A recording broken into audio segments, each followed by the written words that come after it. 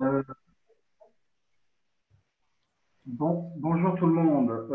Je suis Stéphane Colombel. Merci d'être venu à ce webinaire. Il y a beaucoup d'inscrits. Il y a 31 personnes inscrites. Alors, je ne sais pas si elles seront toutes là, mais du coup, comme je savais qu'il allait y avoir un peu beaucoup de monde, j'ai réagencé un petit peu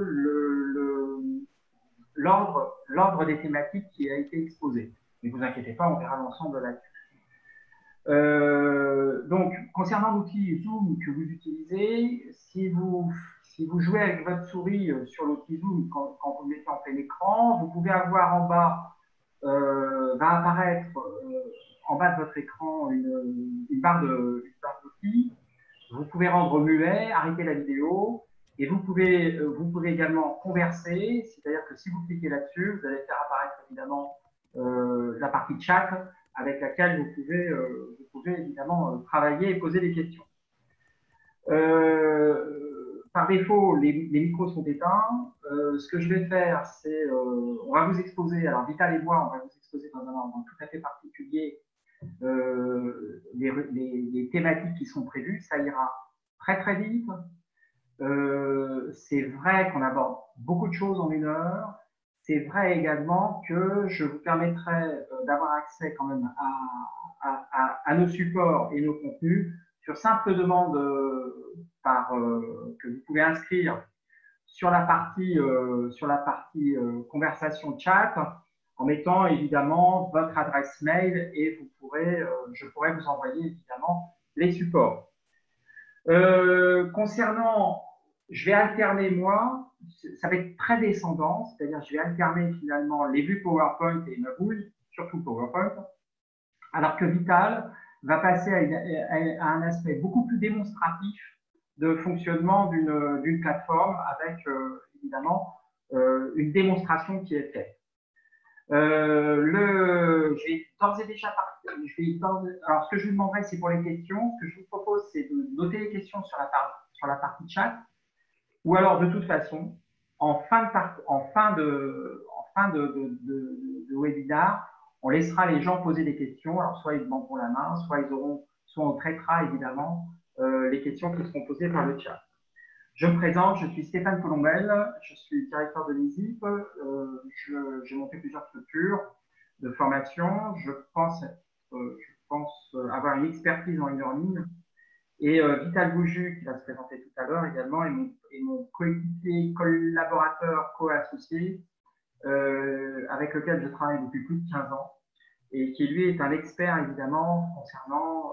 Il va se présenter lui-même. Avant qu'il se présente, je voulais vous dire également que je vous remercie d'être présent parce que je suis aussi président de Digital Réunion. Et en tant que président de Digital Réunion, je suis très heureux du succès de ces webinaires.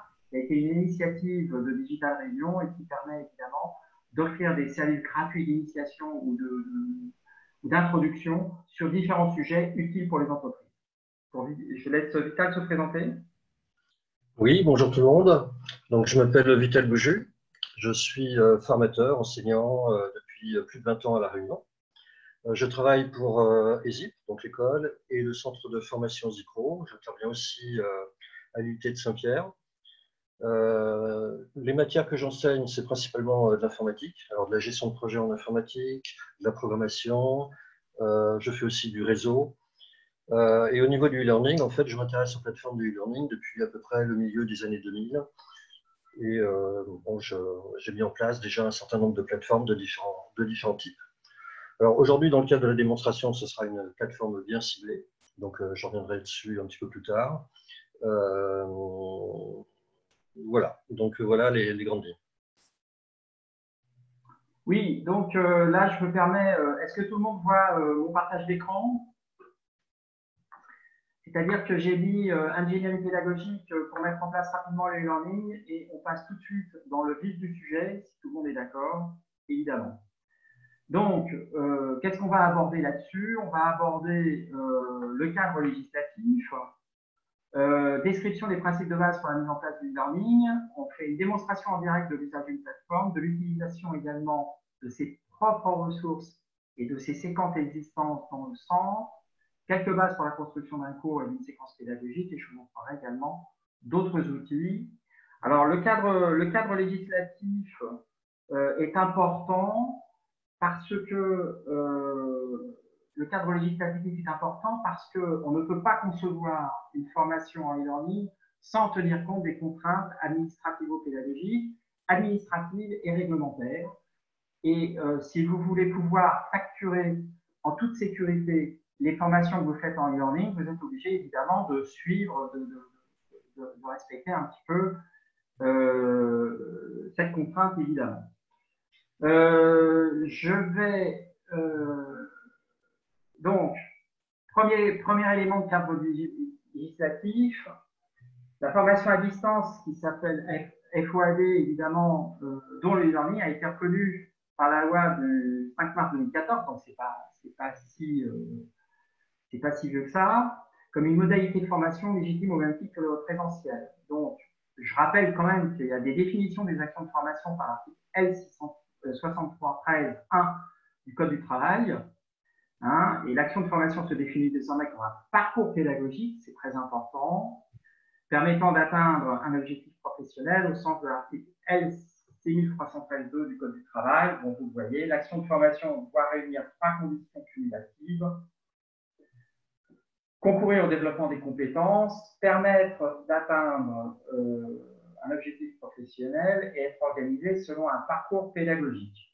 Alors, il est évident qu'on va retrouver ces éléments-là quand on va avoir à mettre en place nos parcours, enfin, notre formation en e-learning.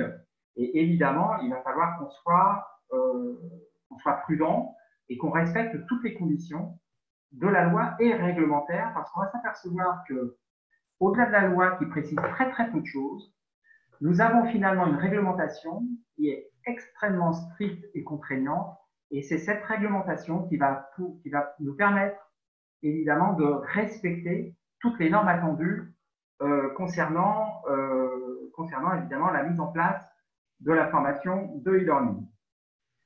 Je rappelle quand même quelques textes de loi. La mise en œuvre d'une action de formation tout ou partie à distance comprend une assistance technique et pédagogique appropriée pour accompagner le bénéficiaire dans le déroulement de son parcours. Ça peut être sous n'importe quelle forme. Il n'y a pas de forme attendue. Les propositions d'outils que je mets ou les propositions de médium sont évidemment de mon propre fait. Une information du bénéficiaire sur les moyens pédagogiques à effectuer à distance et leur durée moyenne. Alors, la durée moyenne va être pour nous une notion essentielle et très importante. C'est-à-dire que l'important n'est pas, vous verrez, je vous ferai apparaître le texte réglementaire. L'important n'est pas la durée de connexion, par exemple, à un outil, mais la durée moyenne du cours dispensé. C'est ça qui va faire foi. Et des évaluations qui jalonnent ou concluent l'action de formation. Il va être demandé, dans un premier temps, des éléments de preuve pour pouvoir prouver que nous menons bien une action de formation. Ces éléments de preuve ont été déterminés par la loi du 5 septembre 2018. Alors, ce n'est pas si vieux que ça quand même.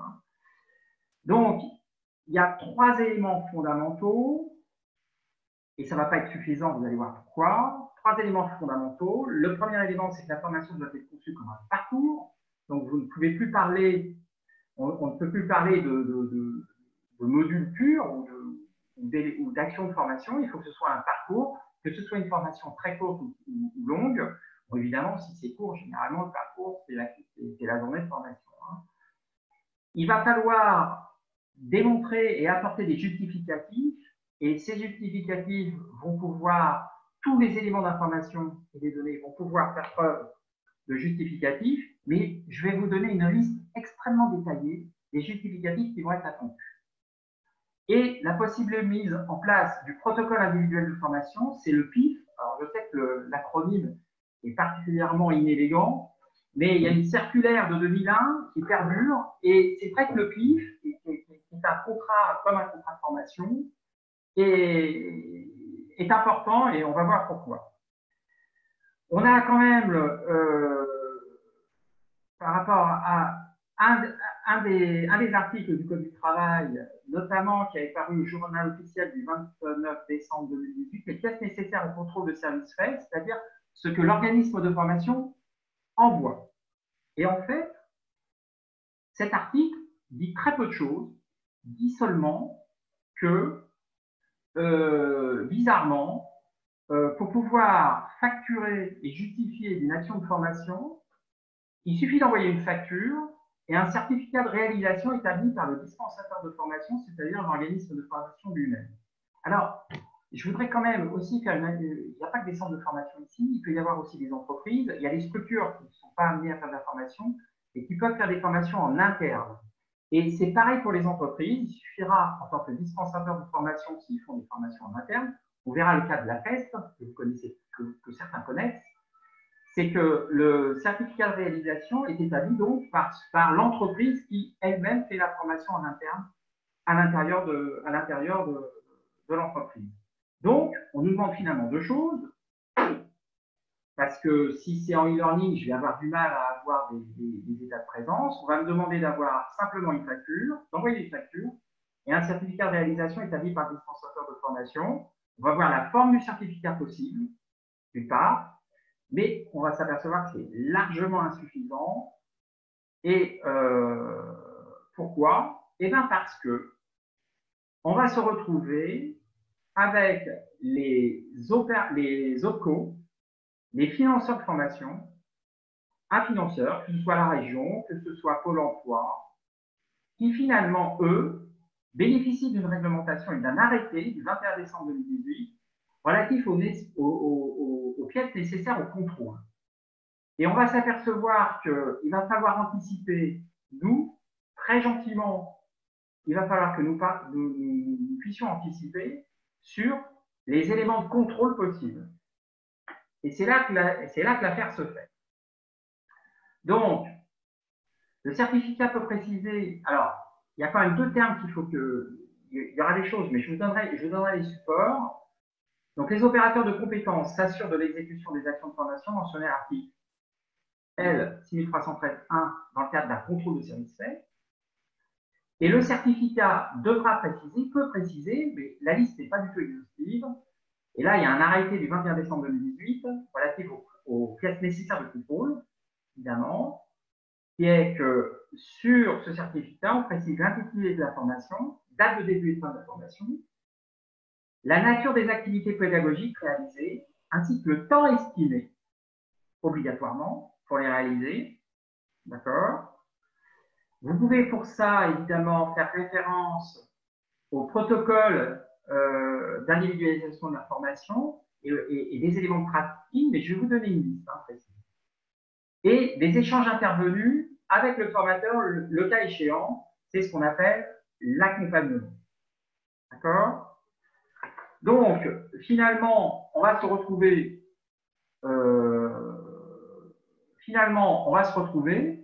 avec une obligation législative qui me dit quand je facture une formation, j'ai besoin que de très peu d'éléments, mais finalement, le financeur peut, lui, vérifier, peut exiger des pièces supplémentaires pour le contrôle. Et c'est ce qu'il faut mettre en place pour pouvoir se prémunir, évidemment, être exhaustif, conserver en archivage, évidemment, ces pièces, de telle sorte qu'en cas de contrôle, on puisse être sécurisé par rapport à la facturation qu'on a pu apporter. Alors, vous y fiez pas du tout quand on vous parle, que ce soit, quelle que soit la forme de la formation, hein, ça touche tout, y compris l'apprentissage, y compris le contrat de professionnalisation, y compris toutes les formations que vous pouvez mener. Vous allez être obligé, effectivement, d'avoir cette contrainte et de pouvoir l'anticiper et de pouvoir l'automatiser de telle sorte que dans vos process d'administration de formation, vous puissiez évidemment les avoir. D'accord? Donc, un petit dernier point législatif important, c'est qu'à partir du moment où on utilise des outils numériques, eh bien, il va falloir, je rappelle que le traçage de connexion, et c'est ça ce qui est important, le cadre juridique n'évoque pas le suivi du temps de connexion, mais bien l'article D 6313.3.1 deuxième alinéa fait au contraire référence à la durée moyenne prévue pour la réalisation des activités pédagogiques. C'est-à-dire que je me rappelle qu'un autre cas, il n'y a pas si longtemps que ça, qui avait été interrogé sur évidemment comment on fait preuve de la connexion du stagiaire et comme quoi il a réellement effectué la formation. Il avait répondu simplement, il voulait les temps de connexion. Et c'est faux. C'est pas les temps de connexion, c'est d'être sûr qu'il a effectivement, il s'est connecté sur le cours en question ou sur les pièces en question. Je vais prendre un exemple très très simple. Je peux très bien mettre en ligne un PDF. Ce PDF peut très bien être un PDF qui est téléchargeable en 15 secondes, mais peut demander peut-être derrière un travail d'apprentissage ou une séquence pédagogique, une réalisation qui peut demander 2 heures, 3 heures, 4 heures de durée moyenne, évidemment, de formation. Et c'est ce temps-là qui sera précisé dès le départ, et c'est ce temps-là qui pourra être pris en compte et qui justifiera la facturation. Évidemment, pour qu'on puisse facturer, il faut que la personne se soit évidemment branchée et se soit connectée et qu'on ait la preuve de la connexion. D'accord? Le dernier point quand même, simplement, parce qu'on va très très vite, je sais, le point, c'est dans le cadre de la RGPD, donc la RGPD nous oblige évidemment, dans le cadre à informer les apprenants de la nature des données récupérées, évidemment, de leur transmission éventuelle à leur destinataire, de leur délai d'archivage et de leur droit d'accès à ces informations, de la modification à la suppression. Évidemment, il faut mettre en place l'ensemble des éléments qui permet évidemment de répondre à la réglementation générale de la protection des données. Alors, une question qui m'avait été posée, ça avait été une question sur est-ce que le formateur peut avoir accès finalement aux coordonnées téléphoniques du stagiaire et aux coordonnées mail du stagiaire pour savoir s'il peut l'appeler quand il veut. Ben, la réponse est oui, bien sûr. Le formateur enseignant fait partie intégralement du process et lui a accès aux données. Sinon, comment pourrait-il prendre contact évidemment avec ces données qui sont considérées comme des données personnelles, alors pas sensibles, mais qui sont quand même considérées comme des données personnelles, évidemment. Donc, on a bien vu que le cadre législatif, finalement, il nous impose quoi? Il nous impose finalement de répondre à 4 conditions importantes. La première condition, il va falloir que j'ai un temps estimé pour chaque activité pédagogique. Ça, c'est la première condition. Ce temps estimé de l'activité pédagogique peut être vu en amont, d'ailleurs, au travers de documents qui peuvent être le contrat de formation, la convention de formation et qui peuvent être également le protocole individuel de formation, évidemment. Donc, un temps estimé, je dois avoir la possibilité, alors ce temps estimé, oui, évidemment, par activité, et c'est le cumul des activités qui fait l'ensemble, évidemment, de la formation. Le deuxième élément que je suis obligé d'avoir, évidemment, ça va être les évaluations, c'est-à-dire qu'il n'y a pas d'action de formation sans évaluation. Et si, alors l'évaluation ne veut pas dire pour chaque activité pédagogique. L'évaluation doit être intelligemment faite au fil du parcours, mais l'évaluation doit correspondre évidemment à chaque module. Quelque part, il doit y avoir référence aussi de cette évaluation à chaque module, chaque bout de cours, chaque séquence pédagogique que la personne fera. Évidemment, il y a une évaluation, il doit y avoir une évaluation qui se rattache à cette séquence pédagogique. Le troisième élément, c'est que je suis obligé de mettre en place de l'accompagnement.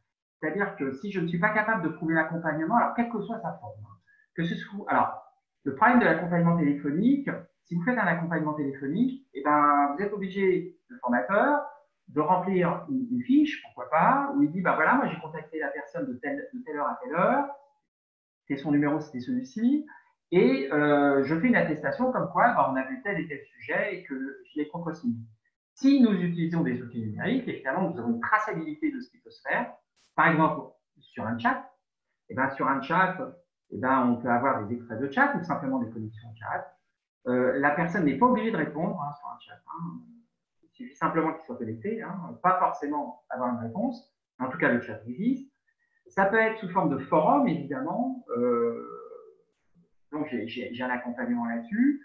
Même si c'est asynchrone, parce que le forum est asynchrone, il suffit simplement que la personne échange sur le forum pour que, entre stagiaires, alors c'est pas forcément qu'avec le tuteur, l'enseignant, le formateur.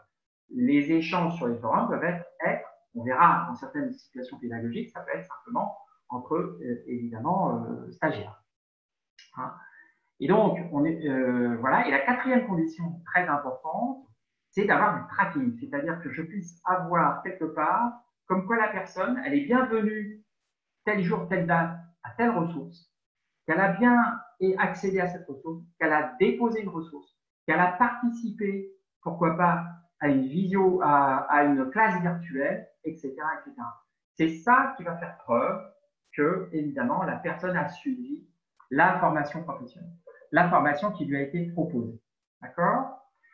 Donc, une fois qu'on a vu ce cadre-là, on sait exactement ce qu'il nous faut. Et bien, il faut que le process maintenant de travail corresponde également à ça, pas que.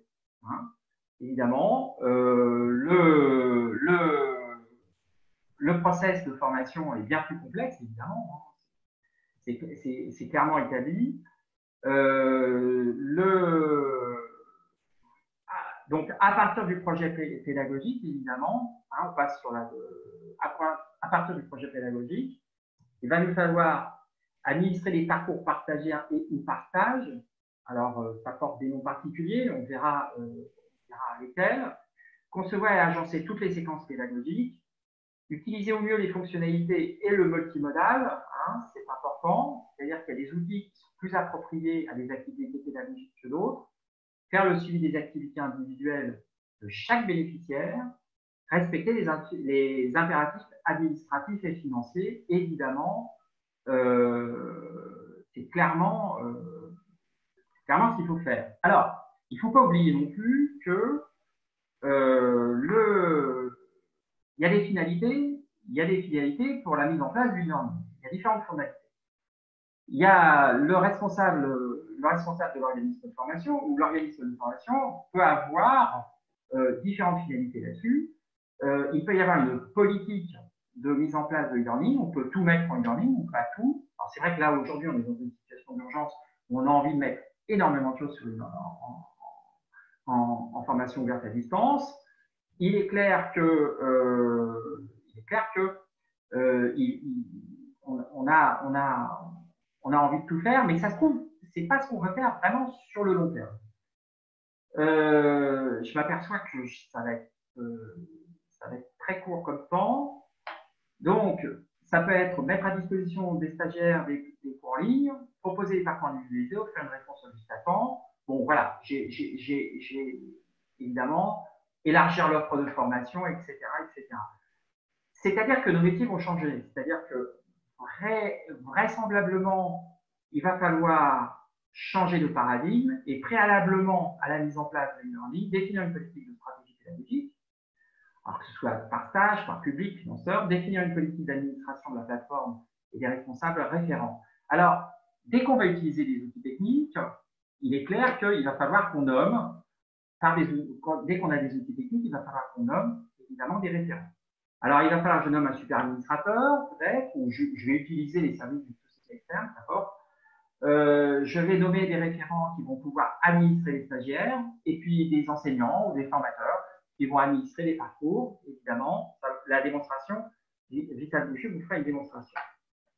Avoir un référent technique ou un expert externe, c'est-à-dire si vous louez la plateforme de e-learning, il faut avoir un expert externe qui soit quand même à votre disposition pour vous aider, évidemment, vous dépanner, vous débloquer si d'aventure il y a des difficultés.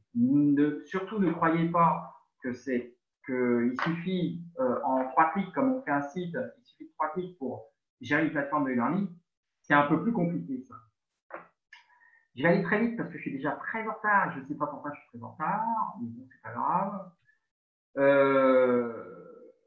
Il va nous falloir administrer des parcours par stagiaire et ou par stage. Donc, définir, saisir et administrer chaque stagiaire individuellement ou par cohorte. On va appeler cohorte une classe, un stage, c'est ce qu'on appelle une cohorte.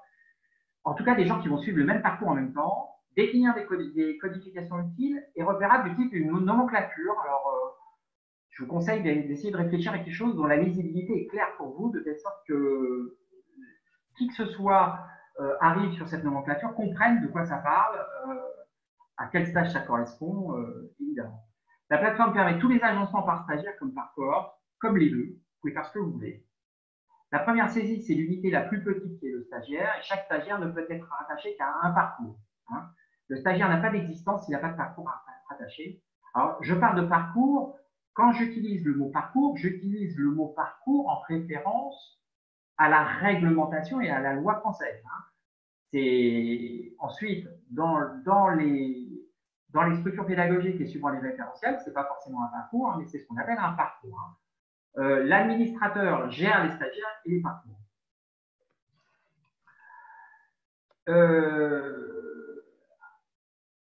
Après, il faut concevoir et agencer des séquences pédagogiques. Alors, c'est là que l'affaire se corse. Mais on a des outils différents. Et les outils ont des fonctions différentes. Donc, sur une plateforme de e-learning, on va trouver des outils de dépôt de cours. C'est-à-dire quelle que soit leur forme, vidéo animée, documentique, PDF, images, etc. On va avoir la possibilité de déposer des choses qui vont être évidemment consultées, alors soit librement, quand la personne veut, soit dans un ordre particulier. Je peux interdire la consultation avant telle date, ou je peux interdire la consultation si la personne n'a pas réussi telle évaluation en QCM. Évidemment, c'est à ma libre disposition. D'accord ? Donc, je peux déposer, évidemment, des cours, quelle que soit leur forme. J'ai ensuite des outils de dépôt de production et d'évaluation, c'est-à-dire que c'est des remises qui sont faites au formateur ou à l'enseignant. C'est des outils différents qui permettent le dépôt et qui est récupéré, évidemment, par l'enseignant. J'ai des outils de test et d'évaluation type QCM. Alors, un texte, un nombre, un lien, enfin, vous verrez, il y a tout un tas de choses qui existent, qui peuvent être automatisées, qui peuvent être mises de façon aléatoire, de telle sorte que les stagiaires ne puissent pas s'aider les uns des autres, si on veut que ce soit très individualisé. C'est-à-dire que les questions arrivent de façon aléatoire et donc personne ne peut en synchrone s'aider, sachant qu'on peut les faire chronométrer, les faire apparaître à une date, une heure, les faire disparaître à une date, une heure, etc. On a des applications de communication synchrone et asynchrone, chat que vous connaissez, forum, visioconférence. Je vous donnerai quelques utilités pratiques. Les accès partagés, wiki, glossaire, ressources en ligne. Les formateurs, évidemment, et parfois uniquement sur certains cours, vont avoir accès, déposent et administrent les séquences pédagogiques et les outils de communication. Finalement, qu'est-ce qu'on va gérer là-dedans? Finalement, on va gérer d'abord des parcours, et un parcours est constitué de modules, eux-mêmes constitués de séquences, elles-mêmes constituées d'activités pédagogiques. D'accord? Une séquence pédagogique est un ensemble d'activités pédagogiques que l'apprenant doit réaliser sur une durée estimée, comme la lecture d'un cours ou d'articles, la visualisation d'une vidéo. D'accord? Mais ça peut être, pourquoi pas, ça peut être tout autre chose, hein, ça n'a pas d'importance. Un cours, je suis encore sur une unité encore plus petite, elle est faite de différentes activités, cours à lire, échange, par exemple, échange en classe virtuelle, évaluation. Un cours peut être utilisé dans différentes séquences.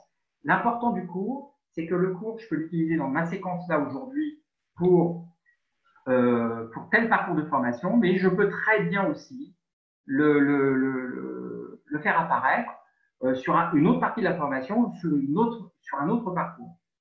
Un jalon est un point important. C'est ce qui va vous permettre de faire la relation directe entre le référentiel de compétences et le compte-rendu que je vais faire au financeur. C'est le jalon. Le jalon est un point de repère servant à baliser, à marquer la fin d'une séquence pédagogique. Et ça me permet quand même le jalon de formaliser évidemment que telle partie de la formation est déjà, épuisée. Et on l'a déjà traité jusqu'au bout. D'accord? Je voudrais faire quand même quelques remarques importantes au niveau pédagogique avant de laisser la main quand même à Vital qui va vous faire une démonstration. Et après sa démonstration, on passera à la construction d'un cours. Hein, j'ai quelques remarques et j'ai juste un exemple à vous montrer. La première remarque, c'est qu'une séquence pédagogique doit obligatoirement répondre à un temps estimé, à une évaluation et à un accompagnement. Ça, je l'ai déjà dit. Hein. Vous ne pouvez pas concevoir une séquence pédagogique autrement. Chaque séquence peut correspondre à la progression du référentiel et ou par compétence, ça c'est un souci.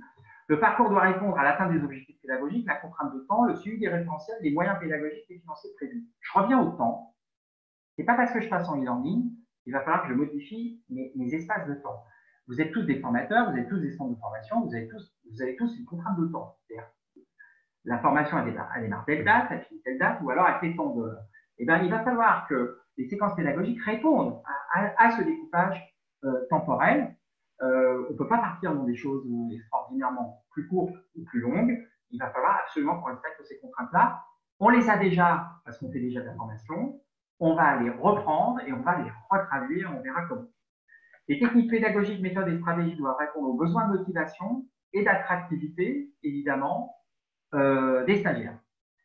Je vais vous montrer un exemple avant de passer la main à Vital. Alors, l'ATEST, vous connaissez l'action de formation en situation de travail. Je vais vous montrer un petit peu comment ça peut se découper entre le e-learning, le présentiel, évidemment, et en situation de travail. On peut très bien avoir ce type de combinaison possible, vous voyez, tout est possible, ça peut se faire dans tous les sens, c'est pas un souci. Hein.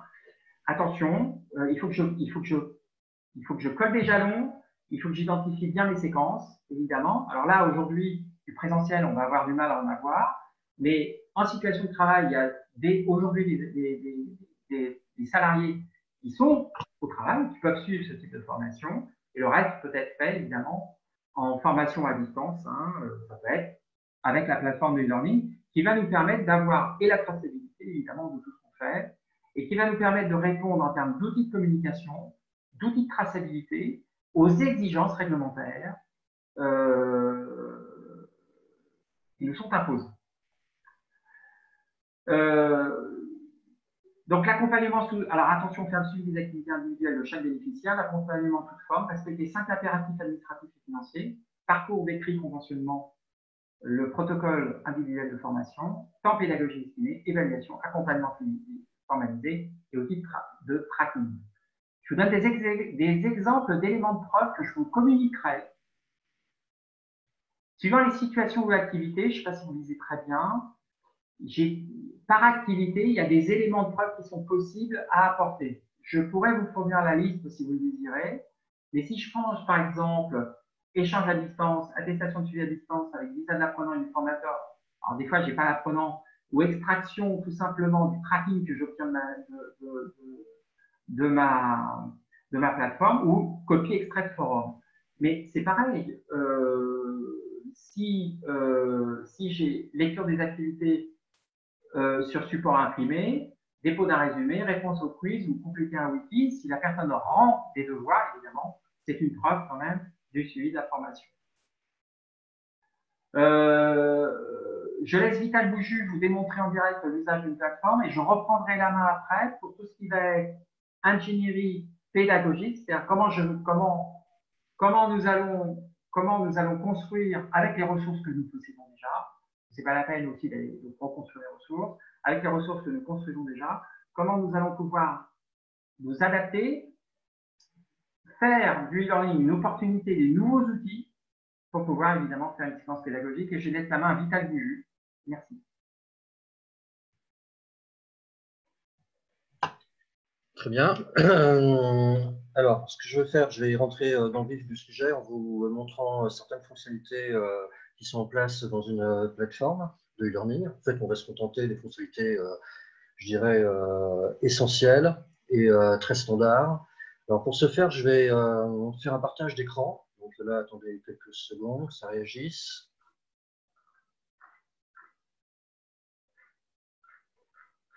Voilà. Est-ce que c'est bon au niveau du partage? C'est bon? Oui, oui. OK. Alors, là, on est sur la page d'accueil d'une plateforme. Je suis alors déjà connecté en tant qu'utilisateur, je suis en tant qu'administrateur. En fait, là, je vais jongler entre plusieurs écrans. Un coup, je serai étudiant, un coup, je serai administrateur, de manière à vous montrer assez rapidement les fonctionnalités. Donc là, je suis sur la page d'accueil de l'administrateur, mais un étudiant, voilà exactement la même chose. Il a dans un menu accueil, je suis à l'accueil, il a un tableau de bord, éventuellement des événements à venir, donc un calendrier avec des dates et des échéances. Et là, il a accès en fait à la liste des cours auxquels il est inscrit. Donc là, je suis inscrit sur 4 cours qui me servent d'exemple. Là-haut, complètement en haut à gauche, je vois l'utilisateur qui est connecté et je peux, comme dans beaucoup d'applications web, me déconnecter et modifier des informations me concernant. Par exemple, consulter le profil, modifier mon profil, voir des notes pour un élève, configurer ses préférences éventuellement. Il peut un petit peu réorganiser la visualisation de la page. Il retrouve le calendrier. Donc, on retrouve des fois des rubriques qui sont déjà présentes autre part. Alors là, dans la page d'accueil, on voit en fait tous les cours auxquels la personne est inscrite. Comme je suis administrateur, alors ça c'est un menu qui est visible par tout le monde, mais comme je suis administrateur, je peux administrer la page d'accueil, la modifier, changer son comportement, et je peux administrer l'ensemble du site. Les menus qui apparaissent là changent en fonction de l'endroit où l'on est, et en plus on a de pouvoir sur la plateforme, en plus en fait le nombre de rubriques est élevé, sachant qu'elles sont quand même minimalistes pour un apprenant. Alors, premier point peut-être à voir, c'est voir comment on inscrit les utilisateurs sur la plateforme. Il faut être administrateur ou que l'administrateur du site ait confié ce genre de pouvoir à des personnes habilitées inscrites en tant qu'utilisateur. Là, si je vais dans utilisateur, si je vais dans compte, je demande par exemple la liste des utilisateurs et je vais voir tous les utilisateurs qui sont actuellement inscrits sur ma plateforme, sachant que je me suis mis plusieurs fois avec différents comptes. Si je veux ajouter un utilisateur qui n'existe pas, rubrique ajouter un utilisateur, il faut un nom qui va être utilisé lorsque la personne va s'authentifier. Par exemple, je vais mettre p.grandin en minuscule. Ensuite, je vais éventuellement imposer un mot de passe à cette personne. Je vais mettre en mot de passe, par exemple, test 974 étoiles. Je peux vérifier si le mot de passe est correct. Ça le fait. Donc là, c'est bon. Je peux imposer à la personne de changer son mot de passe dès qu'il se connecte la toute première fois. Et il aura des contraintes. Les contraintes sont données là-haut, 8 caractères, au moins un chiffre, au moins une minuscule, etc. Il y a des champs qui sont obligatoires, donc je vais les remplir. Par exemple, là, c'est Pierre. Et nom de famille, minuscule, majuscule, peu importe, par exemple, Grondin. Alors, est-ce que c'est cohérent avec là-haut? Oui, c'est bon. Il doit posséder forcément une adresse email. C'est un champ obligatoire.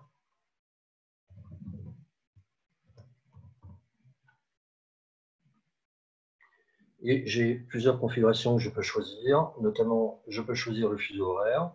Par défaut, sur ma plateforme, c'est la Réunion. Je descends. Il y a encore plusieurs rubriques, mais rien n'est obligatoire, donc je vais simplement à ce niveau créer mon utilisateur. C'est une inscription qui est très générale au niveau de la plateforme. Il n'est pas associé à un parcours ou à des cours. On voit ici l'élève, enfin, a priori l'élève que je viens de créer. Il ne s'est jamais connecté à la plateforme. Ici, je peux le supprimer. Je peux suspendre son compte pour une raison donnée, ou je peux modifier son paramétrage, notamment son mot de passe. Ça, c'est bien utile, car assez souvent, quand même, les gens oublient leur mot de passe. Il faut le réinitialiser. Alors ça, c'est une manière de créer un utilisateur de manière manuelle. Vous avez d'autres solutions possibles. Vous pouvez, par exemple, importer des utilisateurs à partir d'un fichier. Le format classique, c'est un format de type CSV qui peut être généré avec Excel. Simplement, au moment de l'enregistrement, il faut choisir le bon type de fichier et il faut respecter une certaine structure au niveau du fichier. Par exemple, voilà un fichier type avec le nom de l'utilisateur, le mot de passe, le prénom, le nom de famille, l'email, le pays, la langue, la zone. La time zone, donc pour le fuseau horaire, et éventuellement des informations en plus. Il doit y avoir que ces colonnes-là qui sont obligatoires, tout le reste c'est facultatif, et on peut même encore ajouter des choses. Donc là, je vais quitter mon fichier CSV, Et par un cliquer-glisser, en fait, je vais le déposer sur la plateforme, sachant que je peux aussi demander choisir un fichier ici. Donc mon fichier est là, je fais mon glissement. Cette fenêtre, je peux la réduire. Le fichier a été envoyé sur la plateforme. Je peux choisir un type de séparateur sur mon CSV, mais d'après mon souvenir, le point virgule, c'est le choix par défaut pour mon fichier actuel. Et j'importe les utilisateurs. Là, j'ai la liste des utilisateurs. Si elle n'était pas disponible et pas rangée dans ces colonnes-là, c'est qu'il y a un problème avec mon fichier de départ. Là, je considère que c'est bon. J'ai plusieurs options là en cours de route. Je vais les laisser toutes par défaut et j'importe mes utilisateurs. Il y aura un intermédiaire qui va me permettre de vérifier si tout va bien ou pas. Donc là, j'attends que ça réagisse. Ah, apparemment, il y a des données qui ne sont pas valides, mais elles vont être automatiquement nettoyées et corrigées par le système. Donc là, je passe, je revois en dessous toutes les données qui seront importées. Je descends, je continue. Et là, en fait, je vais importer en quelques clics 19 utilisateurs. Là, on me propose éventuellement d'en importer d'autres. Ce n'est pas la peine. Je vais demander simplement la liste des utilisateurs sur le côté. Et voilà. Tout à l'heure, je n'avais que 5 ou 6 utilisateurs. Là, je viens d'en récupérer 10. Aucun d'entre eux n'est associé à un cours. Il existe dans le système la notion de cohorte. Alors, la notion de cohorte, c'est pour en fait faire des ensembles d'utilisateurs pour les inscrire à la volée, à un cours ou à des cours. Là, j'ai par exemple défini 2 cohortes. Alors, bon, c'est un petit essai. Celui-là, il ne m'intéresse pas, je vais le supprimer.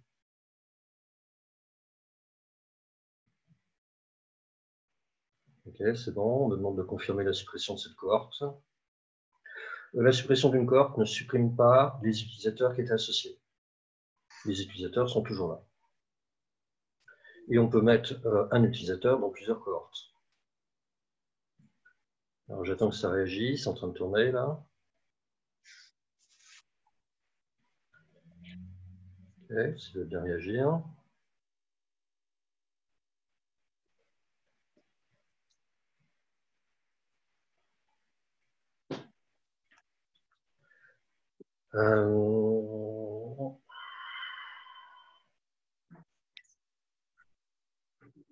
Alors après la cohorte, si j'arrive jusqu'au bout, sinon je vais arrêter en cours de route, tant pis.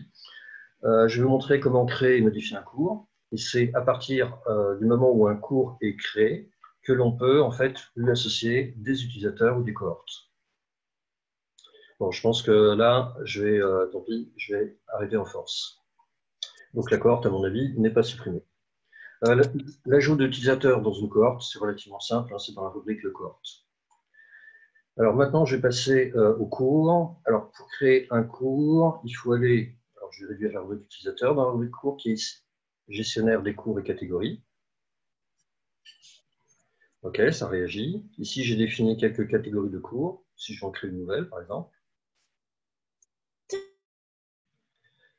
Sa catégorie supérieure, c'est-à-dire parce qu'éventuellement, une catégorie peut être une sous-catégorie d'une autre. Là, je vais demander niveau supérieur, il n'y a rien au-dessus. Et là, je vais l'appeler, par exemple, langue. Il n'y a rien d'autre d'obligatoire. Je clique sur créer une catégorie. Donc, une catégorie, c'est pour classer les cours. Je peux avoir, bien évidemment, plusieurs cours dans une catégorie. Alors là, je suis dans la catégorie langue. Je vais demander à créer un cours.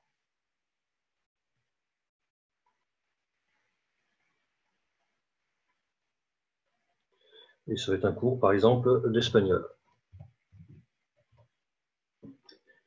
En dessous, le champ est obligatoire, donc je vais le remplir. C'est une version abrégée du nom du cours. C'est celle-là qui va apparaître quand les étudiants vont se connecter, vont se balader dans leurs différentes rubriques, notamment la langue du cours.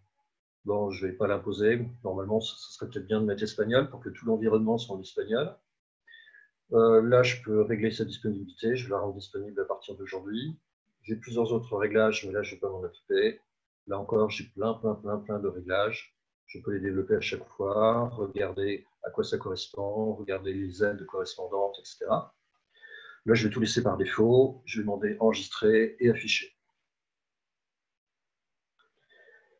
Alors là, c'est la toute première fois que je rentre dans ce cours d'espagnol. Pour le moment, j'ai 0 participant, donc 0 personne inscrite, ce qui fait que très naturellement, dans l'environnement, on me demande d'inscrire des gens. Donc, inscrire des utilisateurs. Là, j'ai une liste déroulante qui va me donner la liste des utilisateurs. Mais en dessous, si j'ai pu faire ma petite cohorte, je pourrais choisir une cohorte et inscrire à la volée plein de personnes. Simplement, elle existe, il n'y a personne dedans. Donc, je vais prendre moi, qui suis administrateur du système. Je vais prendre éventuellement une autre personne. Alors, pour aller plus vite, en choix dans la liste, je peux commencer à taper les premières lettres. John Doe. Et je vais inscrire les utilisateurs. Alors, par défaut, parce que j'ai été un petit peu vite, ils sont tous étudiants. Alors, il faut au moins que quelqu'un dans le lot soit gestionnaire du cours, un gestionnaire à tous les droits, ou alors soit enseignant. Enseignant non éditeur, c'est quelqu'un qui est considéré comme enseignant, mais qui ne peut pas modifier le cours. Donc là, je vais demander gestionnaire, j'aurai tous les droits, et j'enregistre. Alors, j'ai laissé quand même mon rôle étudiant, c'est pas grave, ça ne changera rien pour les suites. Et j'ai John Doe qui est étudiant. Alors, une fois que j'ai fini d'inscrire mes personnes, alors là où c'est simplement pour filtrer, hein, quand la liste est longue, si je clique sur J, excusez-moi, je vois uniquement John Doe. Là, je redemande tout pour voir l'ensemble des utilisateurs inscrits à ce cours-là. Donc là, j'ai fini mes inscriptions, je vais aller dans mon cours d'espagnol et il sera vide, presque vide dans un premier temps.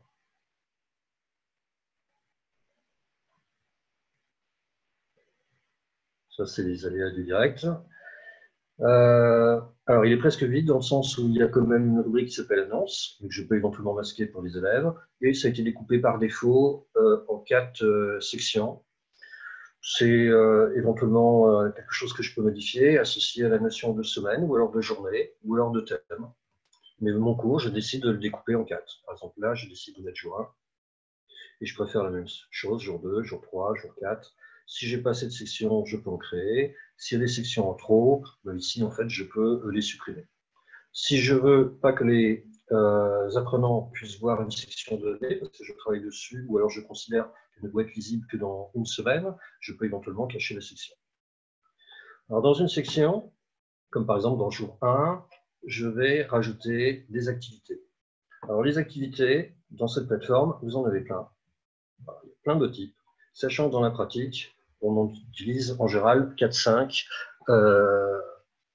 dans le cadre d'un cours. On peut mettre par exemple un chat. Ici, j'ai toute une description associée. Là, je rajoute en tant qu'activité dans mon cours. Là, je peux lui donner un nom. Alors, je ne vais pas m'embêter, je vais l'appeler chat. Je peux lui donner une description. Et là, je peux faire plusieurs réglages. Session de chat, par exemple, elle aura lieu aujourd'hui, c'est avril, par exemple, à partir de 12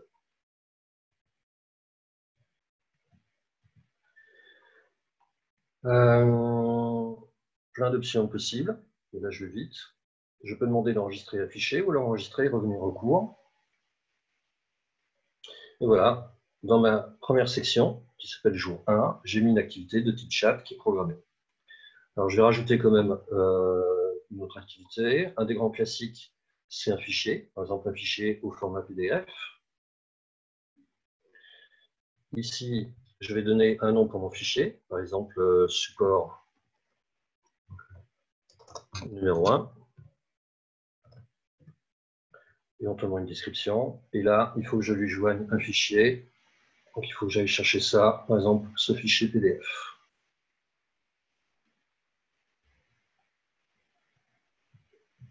Je relâche. On peut envoyer des fichiers de plusieurs dizaines de mégas. Celui-là, il est minuscule, il fait que 33 kilooctets. J'ai plein de réglages possibles. Si je laisse les choix par défaut, je clique sur enregistrer et revenir au cours. Et voilà, maintenant un PDF est disponible au niveau de mon jour 1. Alors, je vais rajouter encore une activité. Je vais rajouter par exemple un test. Ça, c'est un grand classique. Donc, c'est un quiz. Ce n'est pas forcément un QCM, hein, question choix multiple. Vous avez plusieurs types de questions possibles.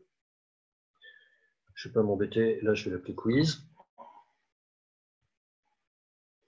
Il y a plein de réglages possibles.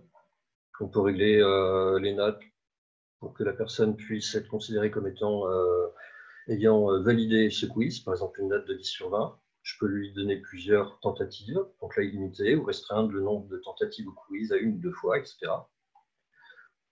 Plein de rubriques possibles que là je vais passer, et là je vais demander enregistrer et afficher. Alors pourquoi enregistrer et afficher? C'est que pour le moment, il n'y a pas de questions dans mon quiz.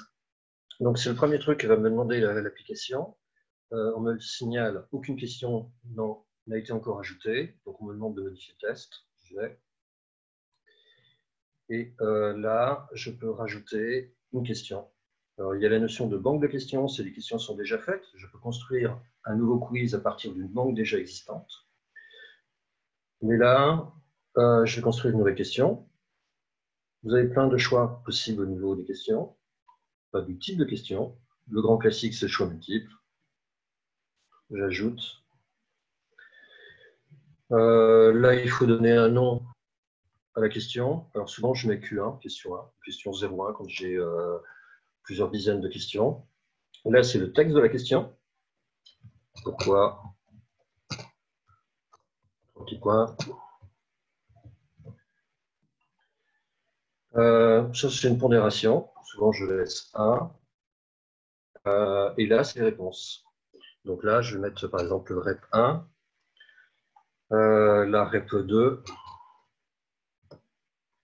Ensuite, là, si ça réagit bien. OK.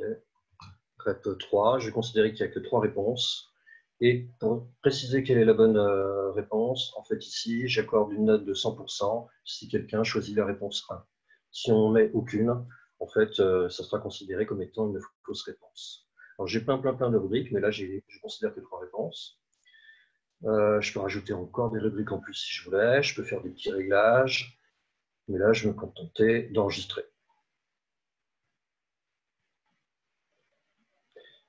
Je reviens du coup à la liste des questions. Voilà la première que j'ai définie. Si je veux la visualiser, je clique ici. Ça ouvre une fenêtre particulière. Et là, je vois mes réponses. Alors, elles ont été automatiquement, mais ça, c'est un réglage aussi du cours, mis dans des ordres. Donc, je choisis la réponse B. Et là, j'envoie et je termine. Alors, tous les boutons là, c'est parce que je suis actuellement en tant qu'administrateur. Un élève, lui, voit l'ensemble du quiz, il n'aura qu'un bouton à la fin pour envoyer en fait ses résultats. Ok, donc là c'est bon, j'ai fini, je ferme ma prévisualisation, donc j'ai testé si tout allait bien au niveau de cette question. Alors vous pouvez rajouter comme ça plein de questions de différents types. Je vais revenir en fait à mon cours d'espagnol. Alors, dernier élément que je vous montre en termes d'activité, qui peut être très intéressant, c'est la possibilité de déposer des devoirs. Enfin, ce sera l'avant-dernière, parce qu'il y a encore autre chose qui est intéressant. Donc, je rajoute un devoir. Je ne vais pas m'embêter, je vais l'appeler devoir. Je peux joindre des fichiers que les élèves pourront télécharger. C'est des fichiers supplémentaires, c'est optionnel. Je peux programmer en fait à partir de quel moment ils sont invités les élèves à remettre un devoir, c'est le 7 avril. Et là, la date de fin, c'est le 14 avril, et tout peut être modifié. Ensuite, je passe. Je ne vais rien faire de particulier, je vais juste demander, enregistrer, revenir en cours. Voilà mon devoir. Alors, un élève, quand il va cliquer là-dessus, va pouvoir, a priori par défaut, c'est le réglage par défaut, déposer des fichiers qu'on lui aura demandé. Alors, on lui aura mis dans le devoir quand même des consignes, il va lire les consignes, il va éventuellement produire un document et envoyer ce document sur la plateforme. Alors, on peut aussi demander à ce qu'il fasse directement une saisie manuelle sur la plateforme, sans être obligé, du coup, de faire un fichier et de l'envoyer. Alors, dernier type d'activité quand même, on peut faire des choses assez évoluées, comme par exemple faire de la visioconférence. Alors là, j'ai installé un outil qui s'appelle Jitsi, qui est moins connu que Zoom, mais qui est de plus en plus utilisé, surtout à l'heure actuelle où tout le monde a besoin de la visioconférence. Donc je choisis ça, j'ajoute le nom de la session à Jitsi. Je ne vais pas m'embêter, j'appelle ça Visio. Je peux la programmer à partir de telle date ou telle heure. Donc là, par exemple, à partir de 13 heures. J'ai plusieurs réglages qui sont disponibles. Là, je ne vais pas m'embêter. J'enregistre et je reviens en cours. Alors, cette visioconférence sera intégrée à la plateforme. Ce ne sera pas un nouvel onglet qui va apparaître dans le navigateur. C'est directement à l'intérieur de la plateforme où on aura tous les outils pour l'enseignant faire éventuellement des démonstrations, enfin voir ses élèves, bien évidemment, faire des démonstrations à partir de son poste, communiquer via un chat interne, qui est différent du chat qui est là-haut. Là, c'est que chat, alors que là, c'est un ensemble de fonctionnalités, a priori très similaires quand même à Zoom au niveau du potentiel. Donc là, j'imagine que j'ai fini mon cours. Il n'y a pas d'enregistré, en fait, l'enregistrement se fait au fur et à mesure. Là, je suis en mode édition. Si je veux quitter le mode édition, je clique là-dessus. Et l'apparence que vous allez voir là, c'est celle que verra en fait l'apprenant quand il va se connecter. Il va cliquer dans les différentes rubriques. Les cases à cocher ici sont pour le suivi d'activité. Donc là, je n'ai rien fait de particulier, donc c'est manuel. Quand quelqu'un considère qu'il a terminé au niveau du chat, il clique. Au niveau du PDF, c'est pareil, la personne va cliquer, mais à moi de régler. Éventuellement, je pourrais régler mon support numéro 1 pour que dès que la personne clique et du coup affiche le PDF, que automatiquement, cette activité soit considérée comme étant achevée. C'est la même chose pour toutes les rubriques. À chaque fois, on a plein de petits réglages fins pour gérer ce fameux achèvement. En termes de visualisation pour l'enseignant, vous avez plusieurs choses après coup. Pour les cours, vous pouvez visualiser les notes de vos élèves, les notes relatives au quiz. Bon, là, je ne sais pas si je vais voir grand-chose sur cet exemple. Alors, j'ai qu'un seul quiz. Bien évidemment, j'en ai créé un et personne ne l'a fait jusqu'à maintenant. Mais sinon, ici, je verrai le score obtenu. Alors, note sur 20 ou note sur 10, c'est à nous de le régler au niveau du quiz et au niveau des paramètres du quiz. Là, au niveau des devoirs, c'est des remises de devoirs, je verrai là. Je peux télécharger ce que m'ont envoyé les apprenants et je peux décider en fait de mettre une note. Enfin, même, c'est pas, je peux décider, c'est je vais mettre une note par rapport à leur devoir. Et là, je peux avoir un total des notes du cours, c'est l'association des quiz, du quiz que j'ai ici, et des notes remises au devoir. Qu'est-ce que j'ai encore comme outil? Je vais essayer d'aller vite quand même pour redonner la main à Stéphane Colombel, parce que là, on est en train de déborder. Alors, je suis revenu au niveau du cours d'espagnol. Au niveau du cours, ici, j'ai l'administration du cours. Alors, l'apprenant ne voit pas du tout cette rubrique-là. Ici, j'ai des rapports. Alors, j'ai plusieurs types de rapports. J'ai les activités du cours. Ça ressemble un petit peu finalement à ce qu'on a vu avant via les notes ou via les cases à cocher. Je vois ici éventuellement tous les achèvements d'activités pour toutes les personnes inscrites au cours. Ici, je vois par exemple des journaux d'activités. Ou plus exactement, c'est des journaux qui donnent des informations sur ce qui a été fait par tel utilisateur tel jour. Là, j'ai demandé pour aujourd'hui et je vois que finalement, l'administrateur système s'est connecté au cours d'espagnol et il a consulté le cours. Là, il a consulté un autre cours. Donc, en fait, c'est toute mon activité sur la plateforme. Alors, depuis que je l'ai créé, enfin, pas sur la plateforme, sur le cours, depuis que je l'ai créé. Alors, c'est pour ça que du coup, comme j'ai fait beaucoup de manip, très vite, il y a plein de modifications. Les actions de création, j'ai consulté la liste des utilisateurs, j'ai inscrit des utilisateurs au cours, j'ai changé le rôle de tel utilisateur. C'est là, par exemple, à ce moment-là que je me suis donné le droit de gestionnaire du cours, etc. Alors, bien évidemment, c'est des listes qui peuvent être très longues, mais vous avez des rubriques et des endroits dans le logiciel, en fait, où vous pouvez filtrer les choses de manière à limiter la vue à une personne, à une action, à une activité, etc.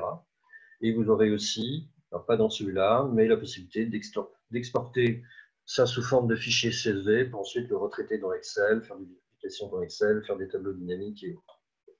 Voilà, je pense avoir fait un tour alors, rapide, mais peut-être suffisant pour déjà vous donner une bonne idée de l'usage d'une plateforme d'e-learning et des ressources que l'on peut mettre. Alors, je vais arrêter le partage.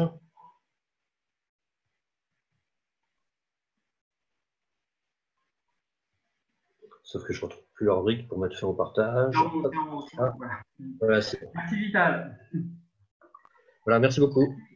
Merci Vital. Merci pour cette démonstration. On va rentrer dans le dur qui va être comment on va adapter nos ressources pédagogiques aujourd'hui, finalement, parce qu'on est les formateurs, on est les organismes de formation. Nous avons des ressources pédagogiques, nous avons déjà conçu des cours, nous avons déjà préparé des cours. Comment finalement on passe en e-learning avec les ressources que nous avons. Donc, la démonstration quand même de l'utilisation de la plateforme est importante pour savoir un petit peu que c'est quand même relativement facile et convivial à gérer et que on va utiliser cet outil pour gérer l'ensemble de notre pédagogie. Donc, plusieurs éléments donc, de l'existence de ces propres ressources et des séquences existantes dans le centre et quelques bases pour la construction d'un cours ou d'une séquence pédagogique. Alors, je vais vous présenter plusieurs outils et tout de suite, vous allez en avoir l'application. Et le premier outil que je vais vous présenter, c'est un outil, qui vous permet de pas transformer, franchement, pas transformer grand-chose. Il va vous permettre d'être immédiatement opérationnel. C'est premièrement la classe virtuelle. Alors, la classe virtuelle est en temps réel. Alors, c'est ce qui est le plus accessible. C'est comme quand on, c'est presque pareil. Hein. C'est presque comme quand on est en classe. Finalement, la formation se fait en direct et de manière globale ou personnalisée. L'apprenant est connecté à un intranet ou à l'internet, presque comme en centre. Et il y a des interactions sociales maximales. Là, il y a des échanges formateur-stagiaire, stagiaire-formateur, stagiaire-stagiaire. Et normalement, sur toutes les bonnes classes virtuelles, nous avons un chat en parallèle qui permet d'échanger, nous avons également la fonction de partage d'écran, que ce soit des PDF, des vidéos d'animation, des vidéos en ligne qu'on peut évidemment passer dans cette classe virtuelle. Alors attention, quand on fait une classe virtuelle, il faut prévoir quelque chose. Premièrement, des règles d'animation, tout le monde ne peut pas parler en même temps. Il va falloir distribuer quand même le temps et il faut donner un temps de rendez-vous en temps réel. C'est-à-dire que si le e-learning a la particularité d'offrir la possibilité de se former 24 heures sur 24, 7 jours sur 7, là, la classe virtuelle, pas du tout. On fixe un temps, tout le monde doit être branché à ce moment-là. Qu'est-ce qu'on peut faire là-dessus avec une classe virtuelle? Un cours magistral, on peut aller travailler sur l'émergence de représentation, régulation, évaluation informelle. On peut distribuer la parole pour qu'il y ait de la prise de parole, de la restitution d'évaluation, point d'étape, jalon, accompagnement, tutorat. Vous pouvez faire de la classe inversée, évaluer sur l'expression orale. Vous avez un outil d'échange et de communication, tel que celui qu'on utilise aujourd'hui, qui peut être montant et descendant. Évidemment, c'est suivant l'animation du formateur, de l'enseignant. Ensuite de ça, vous avez ce qu'on appelle la visio-formation personnalisée. Alors, on prend rendez-vous avec l'apprenant. Alors là, on n'est plus du tout avec toute la classe. On prend rendez-vous avec l'apprenant. On peut faire un accompagnement ou un tutorat. Alors, c'est comme une visio, en fait. Hein. On est finalement B2B. Il y a des interactions sociales, échanges formateur-stagiaire. Attention, c'est chronophage. Il faut prendre des temps de rendez-vous en temps réel. C'est absolument à inclure dans l'accompagnement individuel, c'est clair.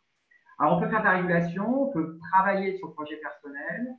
Évidemment, c'est conforme au protocole d'individualisation de la formation, individuelle de formation. On fait de la restitution d'évaluation, des points d'étape, hein. Action de motivation personnelle également. On peut vraiment tout à fait personnaliser l'échange.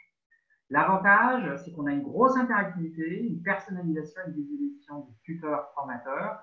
C'est clair que c'est un outil extrêmement intéressant. Ensuite, on a ce qu'on appelle l'adaptive learning. Alors, l'adaptive learning, je vous ai mis la définition, mais je vous engage fort.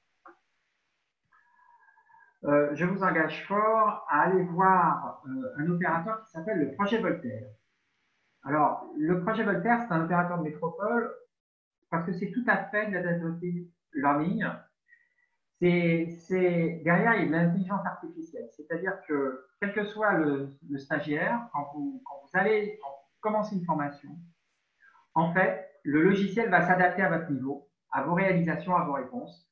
Et je peux être très avancé alors, le projet Voltaire, c'est l'écrit, le vocabulaire en français. Hein.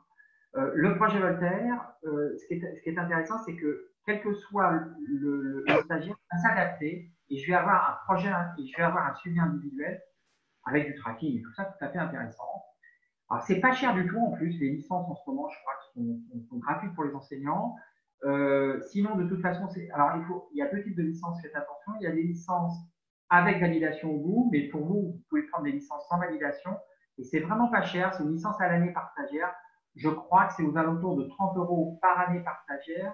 Et vous pouvez très bien, dans le parcours, l'intégrer.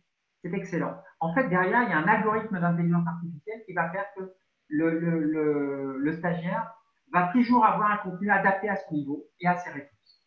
D'accord? Donc, c'est ce qu'on appelle l'adaptative learning. Je partage mon écran également sur le social learning. Alors, le social learning, c'est intéressant. On parle des typologies de pédagogie. Hein. C'est ou apprentissage social, c'est favoriser le partage des connaissances et des bonnes pratiques par le biais d'activités collaboratives. En fait, c'est à partir du moment où c'est une méthode de formation très enrichissante, plus qu'un apprentissage descendant, évidemment. L'intérêt évidemment pour tout le monde, c'est que vous allez pouvoir constituer des sous-groupes. Alors, vous allez pouvoir gérer de la gestion de projet là-dessus, hein, demander aux gens de participer. Ils vont s'échanger entre eux, ils vont pourquoi pas préparer des exposés, répondre à des évaluations, de la production, hein, travailler sur la mémoire technique, études de cas, mise en situation de problème, etc., etc. Alors, ce qui est intéressant, c'est tout l'avantage des interactions sociales que vous allez créer dans le groupe, c'est-à-dire, nous allons créer des interactions sociales, d'échanges stagiaire à stagiaire, de partage de données. Ils vont pouvoir se transmettre des documents, se transmettre évidemment des éléments pour l'acquisition de compétences par mutualisation. C'est important, ce sont des outils qu'il faut utiliser. Hein. Il faut prévoir des temps cadrés. Vous ne pouvez pas faire autrement parce que, par contre, vous pouvez laisser le groupe en totale autogestion là-dessus. Hein. Mais il faut donner une date de limite et surtout faire un suivi derrière. D'accord ? Ensuite, vous avez ce qu'on appelle une des typologies de pédagogie à mettre dans le e-learning, c'est ce qu'on appelle le short learning. Alors, le short learning, c'est un concept qui est tout à fait intéressant. C'est-à-dire que c'est une méthode de formation digitale qui répond au paradigme comme quoi l'étudiant, le stagiaire, le salarié qui est devant son écran va vite s'ennuyer. Et comme il va vite s'ennuyer, il va falloir mettre des formats qui vont être des formats extrêmement dynamiques et donner de l'attractivité, du rythme. Et pour ça, on va essayer de concevoir des séquences de cours très en alternance et surtout, chaque séquence de cours n'excède pas 5 minutes. C'est-à-dire finalement, on découpe le truc en petites tranches et on se donne des séquences de cours extrêmement dynamiques à 5 minutes, qui font 5 minutes, qui permet de motiver l'apprenant par des successions d'évaluations, par exemple, bien souvent formatives. Vous pouvez mettre des évaluations formatives, évidemment, qui peuvent être chronométrées, pourquoi pas. Il n'y a pas d'interaction sociale, c'est vrai, mais c'est clair que ça nous permet, il faut quand même donner un calendrier et ça permet de faire passer aussi, il faut passer beaucoup de fiches de synthèse. Par contre, c'est accessible 7 jours sur 7, 24 heures sur 24. Hein. Alors, les short learning, c'est vraiment un format extrêmement intéressant. Alors, j'ai mis 5 minutes. Enfin, je dis 5 minutes, mais je crois que suivant l'étude, je crois que c'est en dessous de 6 minutes 30. Je crois que ça a été mesuré, calibré à 6 minutes 30. Alors, comment on utilise ses propres ressources avec ces principes-là? Eh bien, on va utiliser une méthodologie qui va être premièrement, faire l'inventaire d'existence. J'ai une ingénierie pédagogique existante, j'ai une action de formation, j'ai un public, durée, etc. J'ai adopté les méthodes pédagogiques, hein, que ce soit des pédagogies de découverte, pourquoi pas, des formations programmatives, des techniques d'accompagnement. Ça, j'ai déjà ça en existence, parce que j'ai déjà construit des cours. Je vais faire une transposition de ces pédagogies en e-learning, je vais faire une transposition à partir de ressources, c'est-à-dire que il va falloir que je distingue quand même plusieurs éléments. Les apports de connaissances, les évaluations, les accompagnements, les consolidations des savoirs, etc., etc. Pourquoi je vais distinguer ça? Parce que des fois, dans une séquence, je les assimile, alors que là, il va falloir que je les distingue.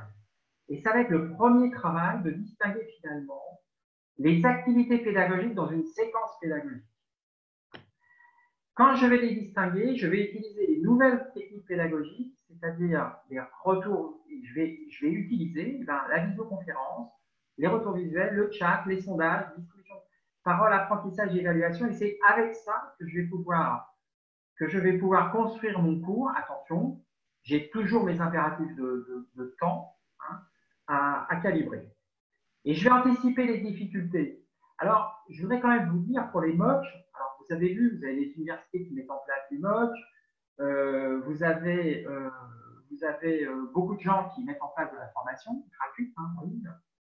Sachez que le suivi intégral des MOOC, j'ai lu une étude publiée par l'université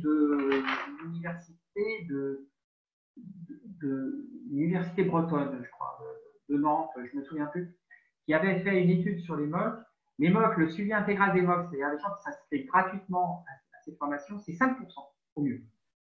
C'est-à-dire entre les gens qui s'inscrivent et les gens qui vont jusqu'au bout de la formation, il y en a 5%. Donc c'est quand même un ratio très faible, sauf que les MOOC, ils sont des milliers à s'inscrire, et évidemment, 5% sur des milliers, c'est quand même important. Ce qui veut dire quoi? Ce qui veut dire qu'il faut anticiper les difficultés en termes de gestion de temps, très grande implication et autonomisation des stagiaires, il faut absolument renouveler l'accompagnement et les sondages. Faites attention à la fracture d'apprentissage, c'est-à-dire quelqu'un qui va décrocher. Vous allez avoir énormément de mal à le raccrocher. C'est pour ça que le formateur doit pouvoir suivre à la culotte, je vais dire, l'ensemble des stagiaires pour savoir s'ils sont bien toujours dans le groupe. Je voudrais vous rassurer sur un point. Les enseignants que je consulte aujourd'hui, et notamment les enseignants qui ont été obligés de bouleverser complètement leur façon de travailler, qui étaient très, très éloignés des nouvelles pédagogies, de l'andragogie, de tout ce que les organismes de formation mettent en place. En fait, se sont très, très bien adaptés. Ils se sont aperçus que finalement, leurs élèves s'étaient aussi très, très bien adaptés. Alors, qui avec son smartphone, qui avec son PC, finalement, se sont très bien impliqués dans leurs apprentissages et ont développé de l'autonomie.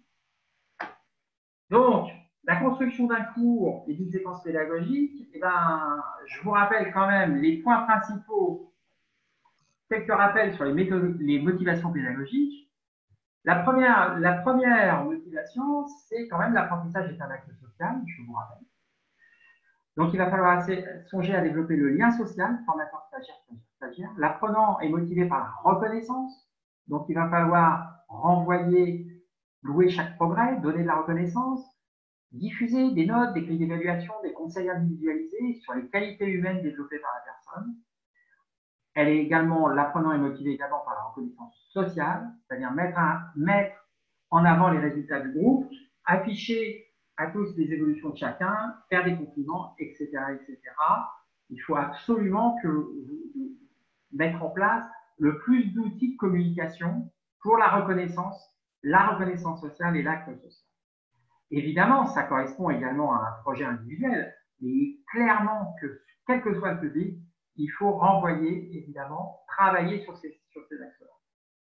Alors, on peut suivre un modèle pédagogique, il y a la méthode ADI, qui en fait, alors ça c'est pour la conception, là on sort de l'utilisation des choses qui sont déjà utilisées. Je peux passer à la conception. Pour passer à la conception, évidemment, je vais avoir une analyse, une conception d'objectifs d'apprentissage.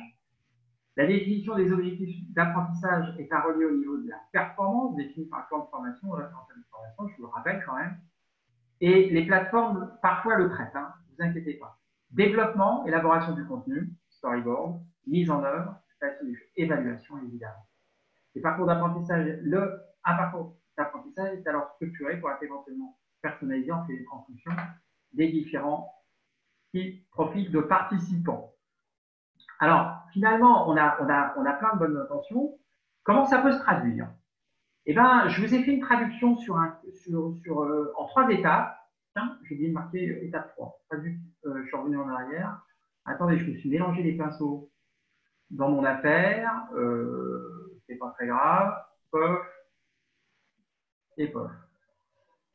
Je partage mon écran. Et voilà. Donc, voilà comment je peux adapter, évidemment, aux 3 étapes. Alors, je n'ai pas marqué étape 3, je ne sais pas pourquoi, j'ai marqué 2 étapes. Par exemple, une des adaptations possibles, c'est accès à la séquence de cours. Donc, donner des cours, attention, préciser les conditions de la mise en œuvre de la formation et des temps estimés. Hein. Il y a une faute d'orthographe à estimer. Rappel des objectifs pédagogiques. Généralement, les connaissances et les concepts exposés en vidéo, PDF, PowerPoint, vidéo animation. Ça ne vous empêche pas de le faire sous la forme que vous voulez. Vous pouvez très bien, déjà ici, faire une vidéoconférence ou laisser simplement les documents sur le téléphone. Ensuite, l'étape 2, souvent, c'est des exercices d'application sous forme de QCM. Ça peut être sous forme de QCM ou une production à remettre et définie. Hein. C'est une mise en situation problème qui permet de généraliser, évidemment, les acquisitions hein, et de développer la compétence. Et puis, suivant le protocole établi, la 3e étape, c'est que ce soit une évaluation formative ou sommative. L'évaluation peut être faite ou pas, ça dépend de ce que vous exigez. Hein. Donc, exposer, remise en correction, notation des compétences acquises. Premièrement, A, communication des erreurs et correction individuelle collective et régulation explicitée que vous pouvez en 3e étape. Ensuite, soit vous passez ensuite à la séquence suivante. Grosso modo, quand même, qu'est-ce qu'on va faire? Eh bien, on va essayer d'adapter finalement les cours que j'ai. Je vais les réagencer. Je ne vais pas forcément réécrire beaucoup de choses. Je vais simplement les remettre dans un ordre différent et je vais utiliser les outils de communication ou les outils de dépôt ou les outils d'évaluation sous ma forme qui me semblera la plus habituelle et la plus aisée possible. Alors, on arrive presque au bout de là, il est déjà 12h24, on a déjà cramé tout le temps. Je ne peux pas rentrer dans le détail de toutes les adaptations possibles, mais en tout cas, c'est une façon d'adapter ces cours pour pouvoir venir pour pouvoir faire du e-learning avec les cours que j'ai. On a bien vu ensemble quelles étaient les contraintes administratives et techniques, administratives et réglementaires. On a vu un petit peu quels étaient les atouts techniques qu'on pouvait utiliser. On a regardé ensemble, évidemment, quelles étaient les contraintes du e-learning par rapport à quand je suis en salle. Hein, donc, j'ai des contraintes différentes. Et évidemment, il faut que je m'appuie sur des éléments de motivation forts pour pouvoir également accompagner les stagiaires. Notre métier évolue. C'est-à-dire qu'on va évoluer sur un métier où on va se consacrer et à la conception d'un côté et ensuite plus à l'accompagnement pour pouvoir s'assurer évidemment du progrès de chaque bénéficiaire. Alors, j'avais encore quelques écrans à vous montrer, mais on n'a pas le temps, on arrive au bout. Ce que je voulais vous dire, avant de vous laisser poser des questions, parce que ça va être le moment de poser des questions. En conclusion, je voulais vous dire que les usages sont en train d'évoluer énormément. C'est-à-dire que les centres de formation qui ne passent pas au e-learning là, dans les semaines, mois, années qui viennent, vont perdre la main. Les usages évoluent parce que les gens sont contraints aujourd'hui à marche forcée de passer sur des nouveaux usages. Il va falloir que, pédagogiquement parlant, on se transforme un petit peu, qu'on puisse aller tout ou partie sur du e-learning. Je dis bien tout ou partie parce que moi, je connais des gens qui utilisent des contenus de e-learning qu'ils font suivre en salle, dans leur propre salle, alors qu'ils sont en présentiel. Mais comme déjà tout est prêt, le formateur est là juste pour l'accompagnement et la régulation, vu que le reste est déjà mis en ligne et a déjà été conçu et diffusé en vidéo, par exemple. Voilà. Donc, chaque organisme de formation doit aujourd'hui intégrer dans ses outils l'usage du e-learning. Alors, on a les atouts, on a tous les atouts. Hein. On a les atouts législatifs, on a les atouts techniques, et on a l'usage qui évolue. Et donc, on aurait tort de s'en priver et de prendre du retard. Voilà. Alors, c'est un aperçu extrêmement rapide. On a tout balayé d'un coup. Je vous laisse, avant de vous laisser nos coordonnées pour nous joindre, si vous désirez avoir plus de précisions, je vous laisse poser des questions, évidemment. Et il y a peut-être déjà des questions qui ont été posées. Alors, j'ai noté plusieurs questions. Voilà, vas-y, Vital. Sur le chat. Oui, ok. Donc sur le chat, j'ai vu plusieurs questions passer. Alors, une pour Stéphane Colombel. Peut-on proposer d'enregistrer les appels? Alors, je pense que c'est les appels téléphoniques quand on cherche à communiquer avec les stagiaires.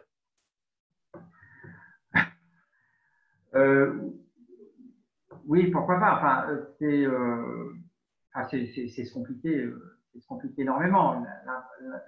L'intérêt, c'est le contact. À la limite, si j'ai mon relevé téléphonique qui prouve que j'ai appelé le stagiaire et que j'ai été en conversation 5 minutes avec lui, ça prouve le contact, par exemple. Mais vous pouvez, pourquoi pas, enregistrer les appels. La réglementation ne définit pas le mode. Dans les supports que je vais vous transmettre, je vous ai donné des exemples de preuves. Hein. Autre question? Alors, il y a une question qui me concerne. Est-ce que la plateforme est faite par Digital Réunion? Alors, celle que j'ai montrée, la réponse est non. Donc, c'est nous qui avons développé cette plateforme que nous intégrons dans différents organismes de formation. Oui. Je vais vous montrer quand même, je vais vous montrer des choses. Alors, je ne sais pas si vous, je vous promets quand même quelques partages. Alors, ne pas oublier que l'évaluation de la satisfaction et des réactions des apprenants, évaluation des apprentissages réalisés en termes de connaissances acquises et l'évaluation des comportements pratiques atteints. N'oubliez pas qu'il faudra répondre aux critères de qualité Calliope, mais en ce moment, aujourd'hui, les plateformes sont prévues pour ça. Donc, ne vous inquiétez pas là-dessus.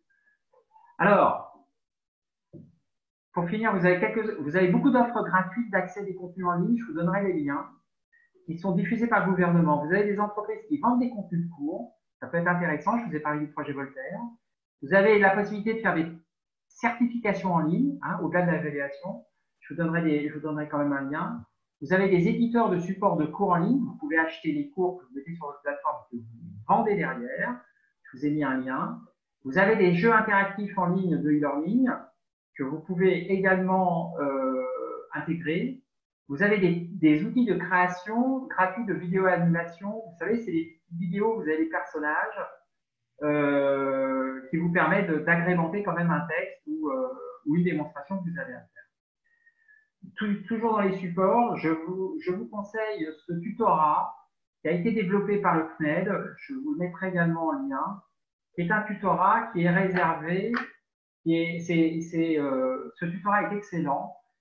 Mais vous en avez plein des choses comme ça. Hein. C'est un tutorat qui vous permet, c'est 30 minutes pour animer une classe virtuelle.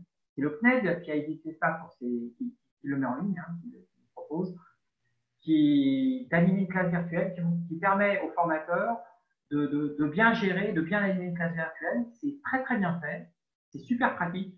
Et si vous avez besoin, je vous enverrai évidemment ces liens, mais il en existe plein d'autres, hein, évidemment. Ne vous dispersez pas trop, concentrez-vous sur l'ingénierie pédagogique. Attrapez la bestiole par le bon bout, mettez ce qu'il y a de plus facile d'abord en ligne et commencez à travailler avec, et vous verrez, c'est pas si compliqué.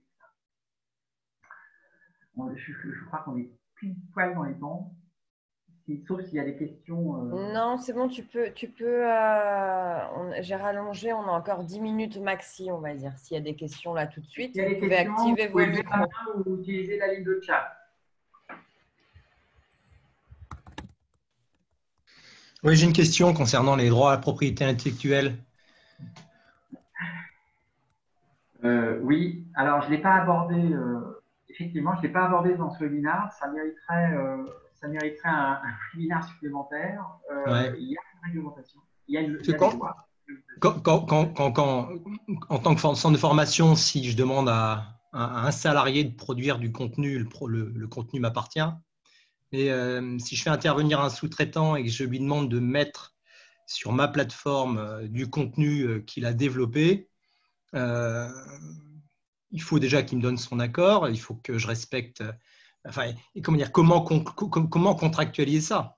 Et puis, qu'est-ce qui va empêcher le centre de formation de réutiliser le contenu de cette indépendance 6 mois plus tard? Alors, en fait, vous avez deux notions dans les droits de propriété intellectuelle. Vous avez les droits moraux et les droits patrimoniaux. Les droits moraux veulent que le créateur ne peut jamais être effacé. C'est-à-dire que si quelqu'un a créé quelque chose, si c'est Vital Bouillu qui a créé un contenu, je peux peut-être l'utiliser, le réutiliser, mais il faut bien que je dise que c'est Vital Bouillu qui a créé le contenu. Ça, je ne peux pas l'enlever, quoi qu'il arrive. Ensuite, vous avez les droits patrimoniaux, c'est-à-dire finalement, financièrement, comment ça se passe? Eh bien, soit vous avez des contrats qui permettent la cession des droits, et oui, c'est possible. Soit vous avez des contrats, même des contrats de travail, qui permettent de dire, bah non, il n'y a pas de question de droit, il y a une utilisation et qui peut être limitée dans le temps ou qui peut être limitée à une plateforme. Voilà. Tout est possible et tout est agençable, il faut le prévoir à l'avance. Mais c'est un cours juridique, ça c'est un vrai cours juridique qui c'est autre chose. Très bien. Moi, j'avais une question. Oui, moi j'avais une question concernant le temps de visioconférence avec les stagiaires. Quelle est la durée, pour qu'on ait une attention totale et que la séance en visio soit efficace et efficiente, quoi. Quelle est la durée préconisée? Voilà. Alors, il y a plusieurs. Alors déjà, la durée préconisée est un peu comme la durée, un petit peu ce qu'on a vécu à l'école. Vous savez, quand on va à l'école, on a 2 heures de maths, 1 heure de français, 2 heures d'histoire géo, voilà. Cette alternance de contenu et cette alternance d'activité, finalement, permet à l'élève d'être toutes les heures ou toutes les 2 heures, il se réveille pour repartir sur une nouvelle aventure pédagogique. C'est à peu près pareil. À l'intérieur, quand je suis en classe virtuelle, à l'intérieur, je vais essayer quand même d'animer, de donner la parole, d'essayer d'avoir de l'expression orale, de faire participer tout le monde. Et c'est en utilisant ces outils-là, c'est comme ça en fait, je vais être un réel animateur. La classe virtuelle s'utilise très très bien dans ce qu'on appelle la classe inversée. Alors bon, je ne vais pas faire de cours de pédagogie, mais dans la classe inversée, évidemment, la classe virtuelle a toute son utilité de régulation, parce que la classe inversée, évidemment, quand je vais apparaître, je vais être sur le questionnement, la régulation, la consolidation de connaissances, évidemment, et pourquoi pas la mise en situation après. Donc là, évidemment, vous distribuez la parole. Dernière question pour moi. Un DRH m'achète un contenu e-learning pour le mettre à disposition de ses salariés. Via ma plateforme, donc je peux faire un tracking sur leur temps de connexion. Malheureusement, certains des stagiaires, des salariés sont connectés hors temps de travail, le soir, le week-end. Est-ce que ça pose problème? C'est une vraie question qui a été posée il n'y a pas si longtemps que ça, qui a été posée récemment. Le problème n'est pas au niveau du centre de formation, le problème est au niveau de l'entreprise. Ouais. En fait. Ok. Très bien. Safia, je vous ai vu bouger. Oui. Non, bonjour tout le monde. Non, c'est intéressant le parcours ce matin là, du webinaire. Tu parlais du MOOC. J'ai suivi MOOC il y a 1 an de cela et j'ai eu l'attestation en ligne. C'est très intéressant, mais ça a été comment dire, saturé. Enfin, ça a été comme ils ont changé de stagiaire, donc du coup le cours a été fermé, quoi. Ah d'accord, ok. Voilà, donc je sais pas qu'est-ce qui s'est passé. Donc le cours, on a eu l'attestation, hein, la première, on a eu le MOOC 1 et MOOC 2, et après, vu qu'il y a eu une structuration, il y a plus de suivi quand on a changé les profs, les formateurs en ligne, voilà. Donc, si ça se remet en place, pourquoi pas, c'est très intéressant. Voilà. Alors oui, les MOOC, ce sont les parties gratuites, finalement, qui sont mises en place par des organismes de formation, alors des fois des universités, hein, vous avez des choses très bien faites, ouais, c'est ça. Vous avez beaucoup de plateformes qui existent et c'est très très bien fait. Ouais, c'est ça. Petite remarque, vous avez des parties qui sont validantes et qu'il faut payer. À ce moment-là, on passe à un SPOC, un MOOC et un SPOC. Généralement, le MOOC, c'est la partie publicitaire. C'est la partie un petit peu, c'est la partie gratuite. Et puis, si vous voulez passer au premium, pour avoir une validation, vous vous allez payer évidemment la suite. Quoi qu'il en soit. À l'époque, c'était gratuit. À l'époque, c'était gratuit et on pouvait, c'est des profs qui intervenaient gratuitement sur le site. Mais après, je ne sais pas qu'est-ce qui s'est passé.